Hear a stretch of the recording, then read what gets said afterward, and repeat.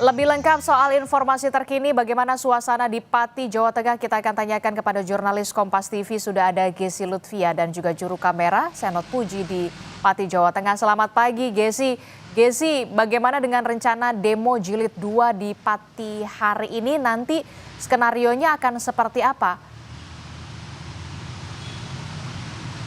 Selamat pagi Adisti dan juga saudara.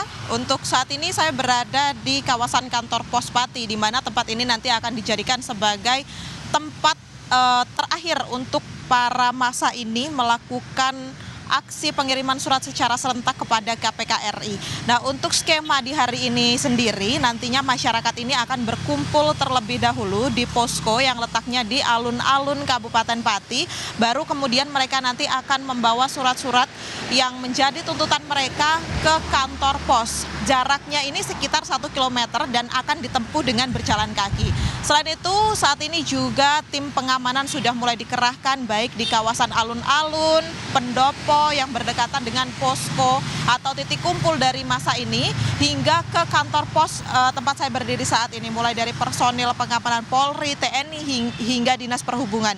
Seperti yang diketahui saudara, memang tuntutan di hari ini adalah terkait keinginan massa untuk mengirimkan surat kepada KPK yang menginginkan adanya tindakan hukum kepada Bupati Pati Sudewo terkait isu keterlibatannya di korupsi atau suap dari DJKA. Di mana memang tadi kami sempat mendapatkan visual dari surat sendiri yang ditujukan kepada Ketua KPK RI, kemudian berisi data diri dari para pengirim surat atau massa dan isinya yakni tuntutan untuk menahan atau menetapkan Bupati Pati Sudewo ini sebagai tersangka kasus dugaan korupsi dari Dirjen Perkeretaapian Kementerian Perhubungan. Selain itu juga aksi ini merupakan aksi damai di mana harapannya tentunya tidak ada kericuhan seperti yang sudah terjadi pada jilid 1 tanggal 13 Agustus kemarin, sehingga masyarakat memang diimbau di beberapa tempat sekitaran kantor pos ini seperti warung dan juga tempat-tempat penjual makanan lainnya untuk tidak berdagang terlebih dahulu karena ditakutkan nantinya juga akan terjadi kericuhan kembali. Saat ini juga kondisi masih terpantau landai di mana belum terlihat masa aksi di titik terakhir ini, namun sempat tadi kami mendapatkan informasi bahwa di titik kumpul ini sudah mulai ramai dihadiri massa yang akan melakukan perjalanan menuju kantor pos ini. Adisti. Oke, jadi demo Pati jilid 2 ini warga atau massa akan mendesak KPK untuk menetapkan Bupati Pati sebagai tersangka dengan mengirimkan surat dari posko kemudian ke kantor pos begitu ya.